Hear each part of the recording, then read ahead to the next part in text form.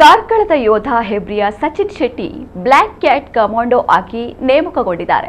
ಭಾರತೀಯ ಸೇನೆಯಲ್ಲಿ national security guard ಒಂದು ಸ್ಪೆಷಲ್ ಫೋರ್ಸ್ ಆಗಿದೆ. ಇವರನ್ನ ಬ್ಲ್ಯಾಕ್ ಕ್ಯಾಟ್ ಕಮಾಂಡೋ ಎಂದು ಕರೆಯುತ್ತಾರೆ.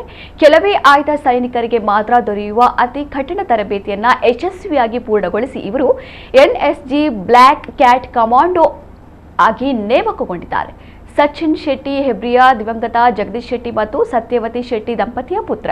2012ರಲ್ಲಿ ಸೇನೆಗೆ ಸೇರ್ಪಡೆಗೊಂಡ ಇವರು 1 ವರ್ಷ ಮಧ್ಯಪ್ರದೇಶ ಜಬಲ್ಪುರ್ನಲ್ಲಿ ತರಬೇತಿ ಪಡೆದು ಬಳಿಕ ರಾಜಸ್ಥಾನದಲ್ಲಿ ಜಮ್ಮು ಕಾಶ್ಮೀರ, ಪಂಜಾಬ್ ಹಾಗೂ ಜಮ್ಮು ರಾಷ್ಟ್ರೀಯ ರೈಫಲ್ನಲ್ಲಿ ಕರ್ತವ್ಯ ಸಲ್ಲಿಸಲಿದ್ದಾರೆ.